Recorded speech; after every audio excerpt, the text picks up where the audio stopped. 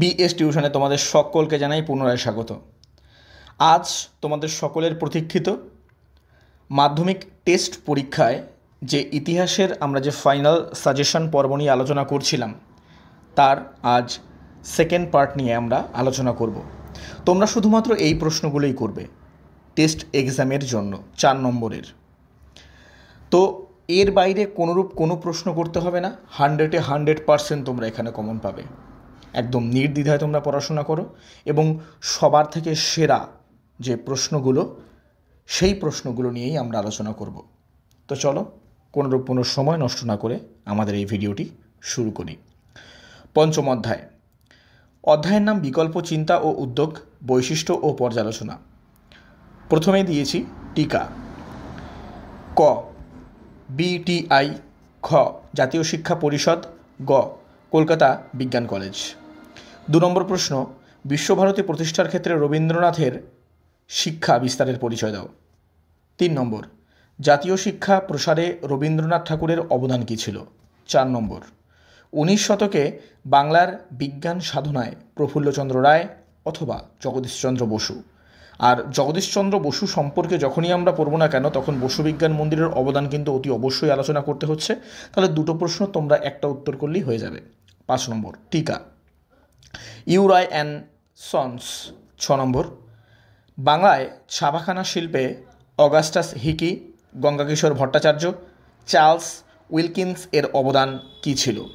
7 নম্বর এবং এই অধ্যায় থেকে লাস্ট 4 নম্বরের প্রশ্ন, ছাপাখানা বইয়ের সঙ্গে শিক্ষা বিস্তারের সম্পর্ক বিশ্লেষণ করো।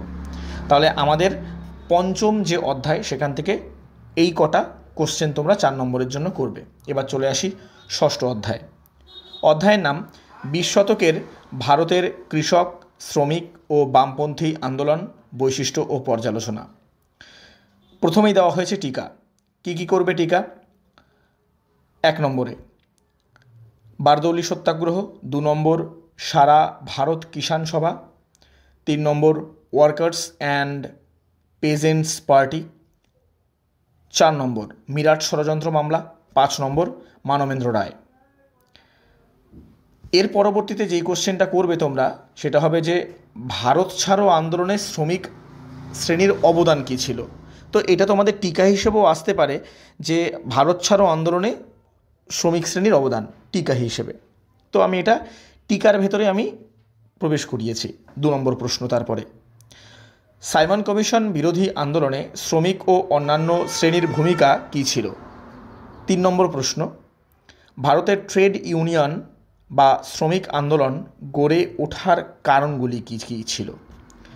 এবার আমরা চলে আসব সপ্তম অধ্যায়। 20 শতকের ভারতে নারী, ছাত্র ও প্রান্তিক জনগোষ্ঠীর আন্দোলন, বৈশিষ্ট্য ও বিশ্লেষণ। এটি হলো আমাদের অধ্যায়ের নাম। এবার আসি প্রথমে টিকা। অনুশীলন সমিতি, 2 নম্বর সূর্য সেন, ভগৎ সিং, মাতঙ্গিনী হাজরা। তার পরবর্তীতে চলে আসবে লীলানাগ এবং সর্বশেষ তোমরা যে টিকাটি করবে এখান থেকে রশিদ আলী দিবস। এবার 2 নম্বর প্রশ্নে চলে আসব, বঙ্গভঙ্গ বিরোধী আইন অমান্য অথবা ভারত ছাড়ো আন্দোলনে নারী সমাজ কীরূপ ভূমিকা পালন করেছিল। এটা কিন্তু মোস্ট ইম্পর্ট্যান্ট একটা কোশ্চেন।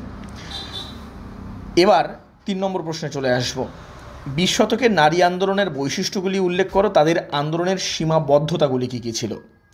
4 নম্বর প্রশ্ন, বঙ্গভঙ্গ বিরোধী নচেত ভারত ছাড়ো আন্দোলনে ছাত্র সমাজের অবদান কী ছিল। একবারে আমরা লাস্টের দিকে চলে এসেছি অষ্টম অধ্যায়। অধ্যায়ের নাম উত্তর ঔপনিবেশিক ভারত, 20 শতকের দ্বিতীয় পর্ব।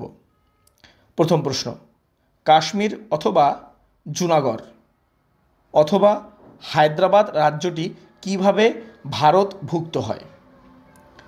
2 নম্বর প্রশ্ন, উদ্বাস্তু সমস্যা সমাধানে ভারত সরকার কী কী উদ্যোগ গ্রহণ করেছিল। এটাও মোস্ট ইম্পর্ট্যান্ট একটি কোশ্চেন। 3 নম্বর টিকা।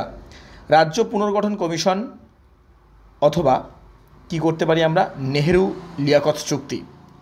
4 নম্বর প্রশ্ন, 1947 এর পর দেশীয় রাজ্যগুলির অবস্থা কী ছিল। 5 নম্বর সংক্ষিপ্ত টিকা লেখো, দেশ বিভাগ 1947 জনিত উদ্বাস্তু সমস্যা। Most important question. 6 নম্বর, ভারত সরকার কিভাবে দেশীয় রাজ্যগুলিকে ভারতীয় ইউনিয়নে সংযুক্ত করার প্রশ্নটি সমাধান করেছিল। তো আমাদের সেকেন্ড যে পর্ব সেটা কমপ্লিট হলো।